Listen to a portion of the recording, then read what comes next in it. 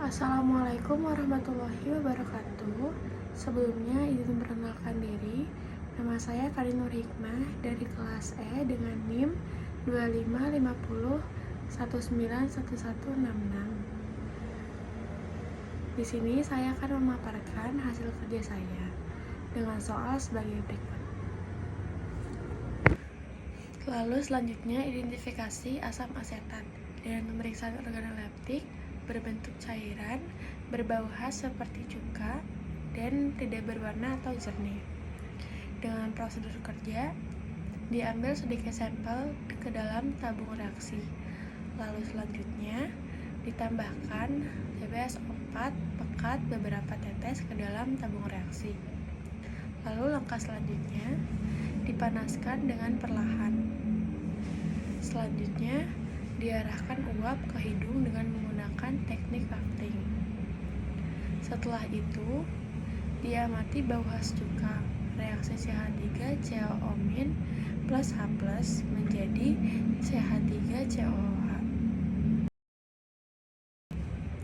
Lalu selanjutnya ada pemisahan golongan kation 1. Berdasarkan golongan analisis kualitatif, Pb2+ termasuk dalam golongan 1 yang mengendap bersama HCl. Dengan prosedur kerja, larutan sampel dicampurkan dalam aqueous, lalu ditambahkan HCl encer. Maka selanjutnya terbentuk endapan putih, bisa PbCl3, AgCl atau Hg2Cl2. Lalu saring endapan dan dipisahkan fitrat. Lalu selanjutnya ada pemisahan Pb2+. Dengan prosedur kerja, tambahkan air panas ke residu, lalu panaskan dan aduk menjadi homogen. Lalu selanjutnya, saring kembali. Yang pertama, fitrat mengandung Pb2+, dan larut sebagai PbCl2. Residu AgCl dan Hg2Cl2. Lalu selanjutnya ada uji konfirmasi Pb2+. Dengan prosedur kerja, tambahkan Ki ke fitrat. Yang terjadi endapan kuning PbL2. Lalu selanjutnya tambahkan K2CrO4. Yang terjadi endapan kuning PbCrO4. Dari semua prosedur kerja, kami menerapkan penerapan Green Analytical Chemistry dan prinsip GAC yang diterapkan. Yang pertama, penggunaan pelarut ramah lingkungan. Yang kedua, pengurangan jumlah atau bahan kimia. Yang ketiga, suara analisis kecil. Yang keempat, pengelolaan limbah yang berbahaya. Dan yang terakhir, efisiensi energi. Lalu, soal kedua, rancangan prosedur analisis tembaga dalam Simplicia kunyit dengan pemeriksaan organoleptik, yaitu warna berwarna serbuk kuning dan bau seperti khas. Dengan prosedur kerja, yaitu keringkan Simplicia kunyit.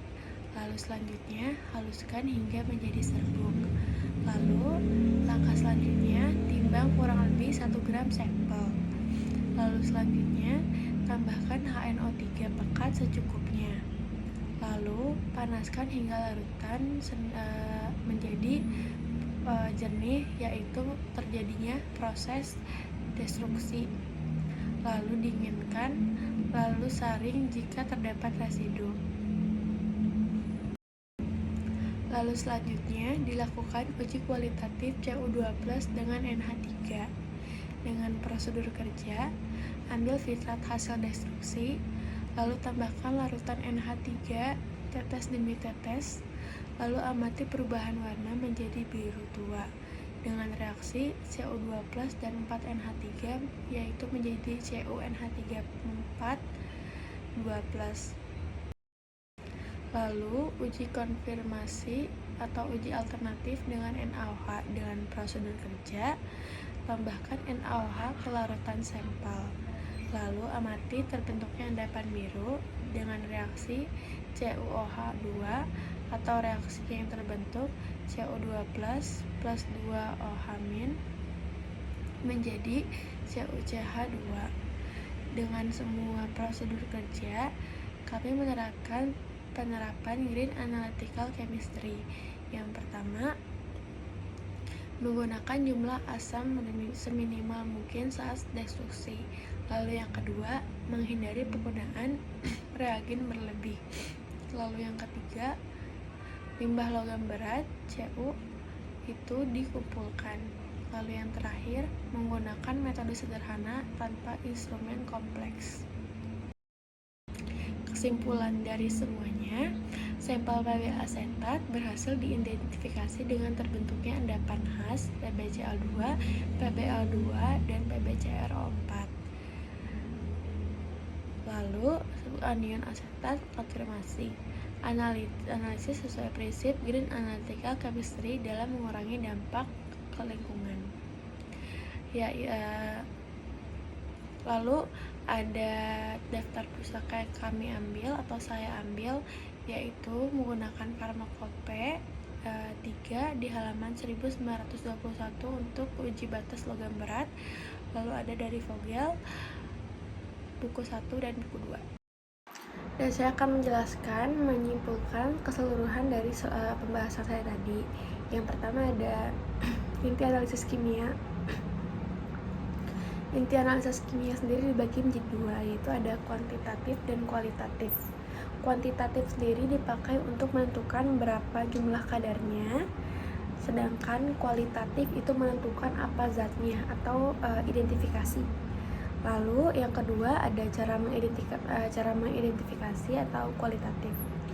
Cara mengidentifikasi sendiri dilakukan dari perubahan fisik, yaitu bisa dari warna nyala, larutan, dan reaksi kimia yang menghasilkan tanda. Contohnya ada dari endapan, warna, atau gas.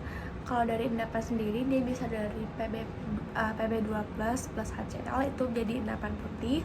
Lalu kalau dari warna itu bisa dari Cu2+ plus amonia itu bisa menghasilkan warna biru tua.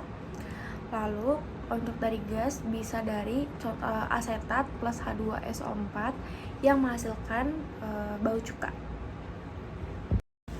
Untuk strategi analisis dibagi menjadi dua, bisa sampel tunggal dan sampel campuran.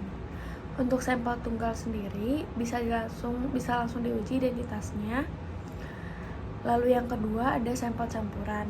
Sampel campuran kebalikan dari sampel tunggal yang harus dipisahkan dulu per golongan 1-4